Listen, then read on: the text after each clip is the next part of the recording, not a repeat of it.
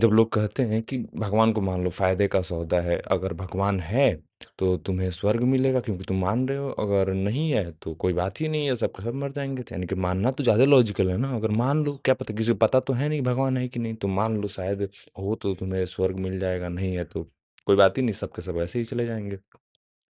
लेकिन इसमें 3 main problems हैं। पहला प्रॉब्लम ये है कि वो नहीं समझता कि कौन-सा भगवान? तुम कह रहे हो कि हिंदू का भगवान है तो क्रिश्चियंस और मुस्लिम सारे नर्क में जाएँगे। अगर क्रिश्चियंस के भगवान हैं तो हिंदू और मुस्लिम नर्क में जाएँगे, अगर मुस्लिम्स के भगवान हैं तो हिंदू और क्रिश्चियंस नर्क में जाएँगे। और न जाने कितने सारे रिलीजन हैं, उनमें से कौन से रिलीजन के भगवान हैं? पहला प्रॉब्लम तो यही है। दूसरा प्रॉब्लम ये है कि क्या तुम्हारा गॉड इतना मूर्ख है कि तुम उसमें विश्वास नहीं करते हो, लेकिन विश्वास करने का ढोंग करते हो, तो तुम्हें स्वर्ग भेज देगा? तीसरी प्रॉब्लम ये है कि क्या तुम ये जानना नहीं चाहते कि तुम्हारे भगवान का नेचर क्या है? भगवान है कैसा? तुम्हारा भगवान क्या सिर्फ़ यही है जो कह रहा है कि ठीक है, तुम मुझ में मानो या ना मानो कोई बात नहीं। लेकिन हाँ, तुम मुझ में मानने का ढोंग ज़रूर करो, मेरे सामने सर ज़रूर झुकाओ। क्या तुम ऐसे भगवान को पूजना चाहोगे? या पूजोगे? तीसरी प्रॉब्लम तो ये है। लेकिन क्या सच में भगवान को मानना प्रॉब्लमैटिक है?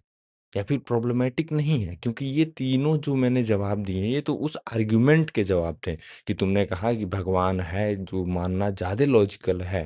भगवान को मानना ज़्यादा लॉजिकल है उसको ना मानने से। लेकिन यहाँ पे हमने देखा कि भगवान को मानना उतना भी लॉजिकल नहीं है जितना तुम सोच रहे हो। लेकिन क्या भगवान के मानने में रियल में कोई नुकसान है क्या? तो भगवान को मानने में बहुत सारे नुकसान हैं। जैसे कि जैसे-जैसे तुम गॉड के कॉन्सेप्ट आइडिया को एंटरटेन करते हो, तो उसके साथ आता है पैट्रियार्की, जाति प्रथा, डिस्क्रिमिनेशन। ये सारे गंदे चीज़ अगर रिलीजन नहीं होता तो मेबी ये समाज में नहीं आए होते। क्योंकि हम देखते हैं इनके सारे के सारी जड़ें जो हैं, वो रिलीजन से ही आई हैं। तो इन चीज़ों से हम मुक्त होते, वो सारे के सारे धर्म युद्ध जितने एक रिलीजन के लिए दूसरे रिलीजन से जितना घृणा करते हैं, जितने वो अ, झगड़े होते हैं दूसरे रिलीजन के अंदर, ये नहीं हुए होते। यानी कि रिलीजन को ना मानना, धर्म भगवान को ना मानना हमें ज़्यादा बेहतर इंसान बनाता कंपेयर टू मानने से। क्योंकि हमने मान के तो देख लिया ना कितनी सारी हानियाँ हुई हैं। दूसरी बात ये है कि हमारे पास जो सबसे क्रूशियल चीज़ है टाइम, वह कितना वेस्ट हो रहा है। टाइम, पैसा, लेबर इतना सारी चीज़ें खर्च हो रही हैं इस एक अ, ना होने वाली चीज़ों के लिए कि शायद ये है ही नहीं, फिर भी हम इन चीज़ों में इतना ज़्यादा इन्वेस्ट कर रहे हैं, इतना ज़्यादा टाइम वेस्ट कर इतना ज़्यादा रिसोर्सेज़ बर्बाद कर रहे हैं। वो रिसोर्सेज़ हमारे यूज़ के लिए होती ना, ना कि हम उसे वेस्ट करते हैं। रिलीजन को ना मानना, भगवान को ना मानने में तो ये भी फ़ायदा है। तो भगवान को ना मानना ज़्यादा फ़ायदेमंद है कंपेयर टू उसके मानने से।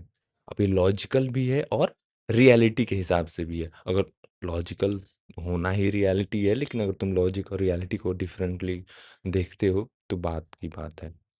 रिलीजियस लोग बहुत अपने आप को स्पिरिचुअल कहते हैं, जो मोह माया से दूर रहते हैं।